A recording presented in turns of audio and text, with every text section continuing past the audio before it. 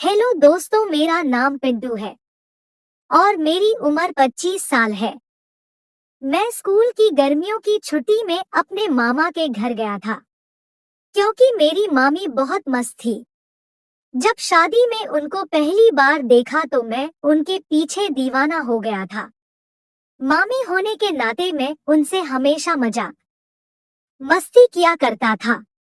एक दिन मैं बाहर जा रहा था तो मामी ने कहा, पिंटू नहाने वाला साबुन ला दो। मैंने कहा मामी मुझे थोड़ा काम है तो मैं आधे घंटे बाद तक लौटूंगा।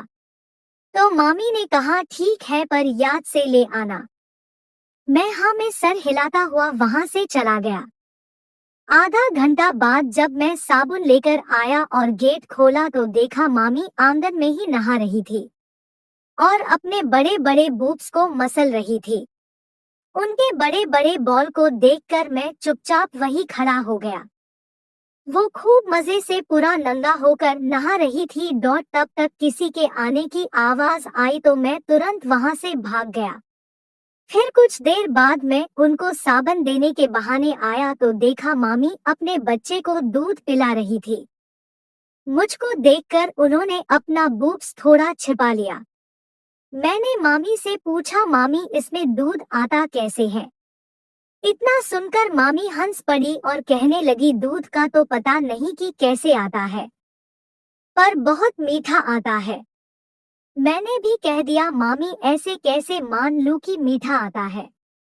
आप एक बार मुझे पिलाओ तब मैं भी जान सकूं कि कितना मीठा है। मामी हंसकर कहने लगी, हट पागल, यह तो मेरे बच्चे के लिए है। मैंने कहा, आप मुझे भी अपना बच्चा समझकर ही पिला दीजिए। मामी हंसने लगी और बोली, पिला तो दूंगी पर एक शर्त है। मैंने कहा, बताओ क्या शर्त है? मामी बोली, अगर तुम मुझे पूरी तरह खुश कर दो तो मैं तुम्हें रोज दूध पिलाऊंगी। मामी की बात सुनकर मेरी आंखें और मुंह एकदम से खुले ही रह गए।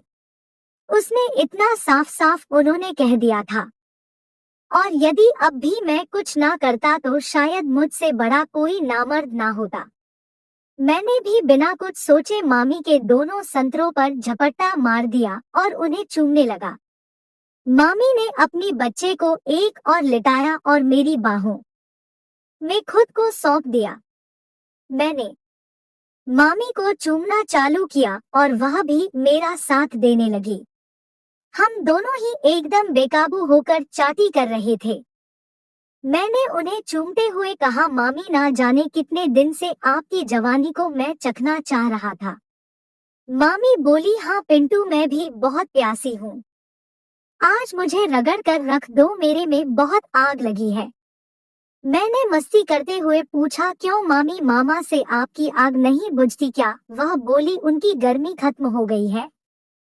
बच्चा होने के बाद तो जैसे उनकी मशीन ठंडी पड़ गई, उनमें जान ही नहीं बची। यह कहकर मामी रुआंसी सी हो गई। मैंने उन्हें अपने सीने से लगा लिया और उन्हें चूमते हुए शांत कराने लगा।